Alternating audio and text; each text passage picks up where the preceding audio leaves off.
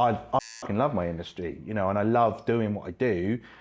And a lot of people out there go and do jobs that they don't love. You know, getting to go to work and do something that you love, and people trusting you to do what we do, it's a privilege. It's, you know, someone trusting me to put my art on them and then walk around for the rest of their life with something that I did on them. That's an honor. And the fact that they pay me to do that, it's incredible. Hi, I'm Levi70Six. I'm here at Ink Mag today to talk about 5 things that either bug me or push my buttons in the industry. I've been tattooing for between 10 and 15 years. I don't actually keep a running track. I'm a realism artist, black and grey, have always been black and grey.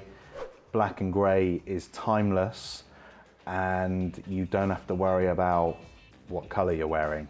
I've always loved my craft, but I found that I love my craft even more the more you push into it. The industry as a whole, how it's pushing forward and what artists are achieving now as opposed to 5 or 10 years ago, the boundaries are always being not pushed but broken. Number 1, photo catfishing and editing.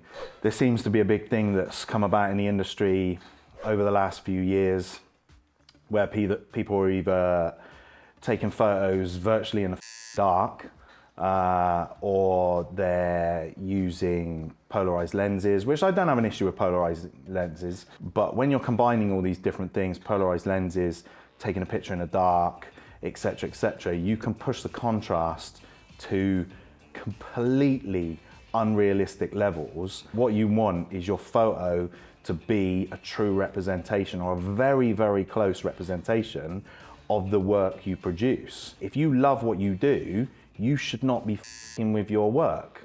You know, you should just produce a good piece of work in the first place. You know, if you're not happy with it, don't f***ing post it. Number 2, everybody nowadays is a realism artist. Now, the problem with that is there's lots of guys out there that do photorealism, and photorealism and realism are not the same thing. The difference I would say between realism and photorealism is the details. Anybody can do a realism piece and it represent a big cat, for instance. Without the detail, then it's not going to be like for like. They can go to the shop down the road, they can get that tattoo in 3 hours. They come to somebody who does photorealism and it's gonna take maybe 8 hours, maybe even longer. The difference is one's gonna be photorealism, one's gonna be realism. Number 3, it's aftercare and clients. Aftercare is one of those things that no matter what you do, and no matter how much you tell a client, they're probably still gonna do whatever they wanna do. Some people will listen to you. The difference is you can tell the difference when someone has listened to you and followed the aftercare because their tattoo heals fantastic. They will nearly always be a client that will do exactly what you don't want them to do. You've just paid all that money, spent all that time, gone through all that pain to get that piece of work, to then not look after it for the 3 to 7 days. Clients should always listen to their artist because most artists will have their own way they like their tattoo being looked after. And artists is just a case of making sure your client actually knows what to do. Whether that's an aftercare form, whether that's giving them aftercare, whether that's selling them aftercare, whatever it might be, as long as you've got a tried and tested way, then the chances are your tattoo is obviously going to heal fantastic. Number 4, the TV shows, most of them, like in general, promote tattooing the wrong way, I think. I don't think they bring anything to tattooing. The majority of these shows are actually quite harmful to the industry. huge tattoo that's edited down on the show, and it took, it looked like it took an hour on the show. An artist will understand that's been edited. The general public won't understand that. You'll also see very unrealistic cover-ups on the shows where, I don't know, they put pale colours over black writing, etc. On a TV show, it looks like it worked, and if you search the internet and find that tattoo or a healed picture of that tattoo, it'll be f***ed. A lot of these TV shows do nothing but damage the tattoo industry. You really want some more shows that promote amazing tattoos, show what is capable by artists nowadays.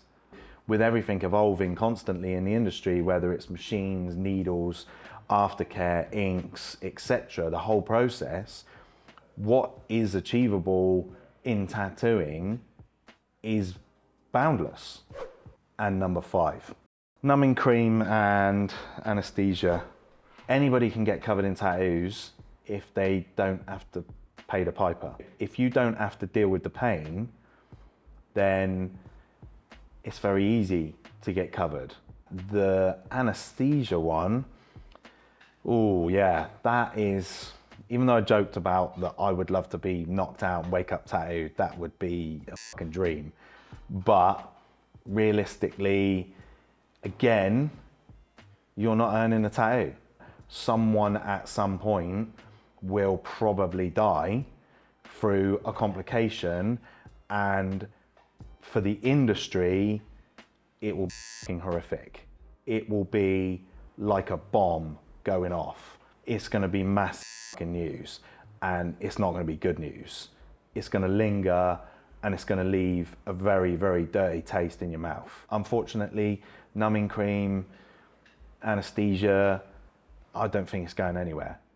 But I guarantee most artists hate it when people come in with numbing cream on, because it's a pain in our ass. Thanks for taking the time, listening to me waffle on, rant about, the industry and most of the bullshit that I've talked about. Come find me on social media.